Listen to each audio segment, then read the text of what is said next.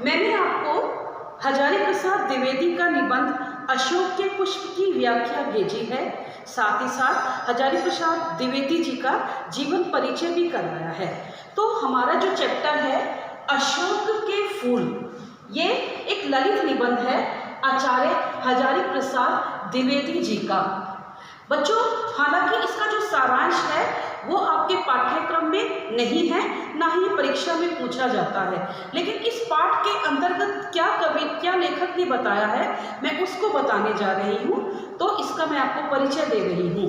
तो पाठ का सार, इसके अंदर सबसे पहले आता है अशोक के फूल, जो कि हमारा इस निबंध का टाइटल है, इस निबंध का शीर्षक है अशोक के फूल।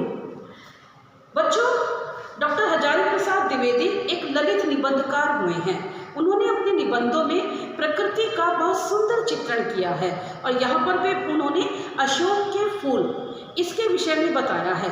तो लेखक कहता है अशोक के जो फूल हैं वो दो तरीके के होते हैं, एक श्वेत वर्ण के होते हैं और एक लाल वर्ण के। प्राचीन साहित्य में इसका बहुत बखान किया गया है।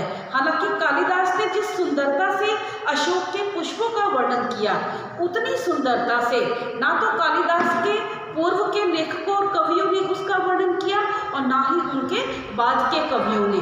तो जो श्वेत पुष्प होता है वो तांत्रिक क्रियाओं के लिए प्रयोग होता है और जो लाल पुष्प होता है कहते हैं कि उसका प्रयोग हमारी प्राचीन काल की जो स्त्रियां थी वो सौंदर्य प्रसाधन के लिए किया करती थी और उसका प्रयोग पूजा पाठ में भी किया जाता था।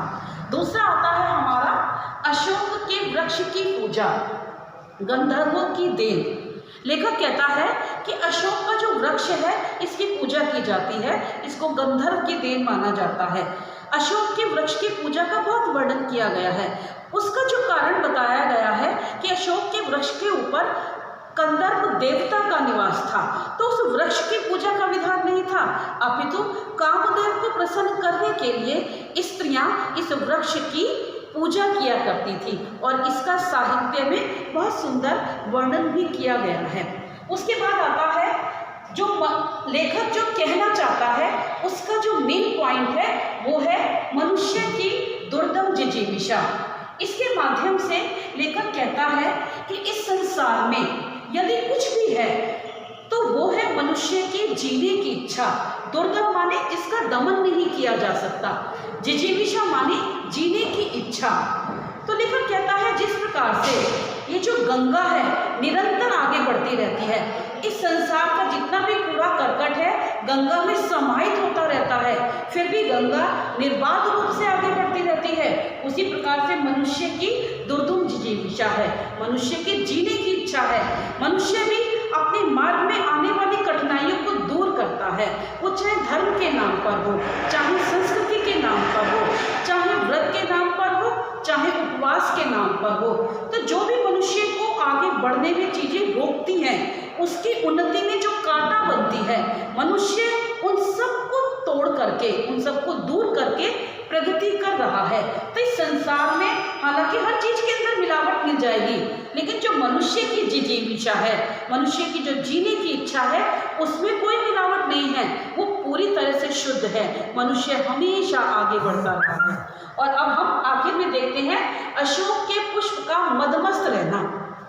ये इसके माध्यम से लेखक एक बहुत सुंदर संदेश अपने पाठकों को देना चाहता है। लेखक कहता है कि प्राचीन काल से ही आधुनिक समय तक अशोक का जो पुष्प है ये अपनी मादकता संसार में बिखेर रहा है, हंसते हुए खड़ा है, मदमस्त है, अपनी मस्ती में झूमता रहता है। तो जिस प्रकार से ये भी, इसके ऊपर भी आंधी तूफान सबका फर्क पड़ता है, लेकिन उन सब से वो उभरते हुए अपने प्राकृतिक रूप में आज भी खड़ा हुआ है। तो लेखक यही कहना चाहता है इस संसार में कठिनाइयां आती हैं, लेकिन मनुष्य को निराशा का त्याग करना चाहिए, अपने लिए आगे बढ़ना चाहिए। तो अगर मनुष्य किसी से प्रेरणा ले सकता है तो वो अशोक के फूल ही हैं जो मनुष्य को निरंतर प्रेरित करते रहेंगे।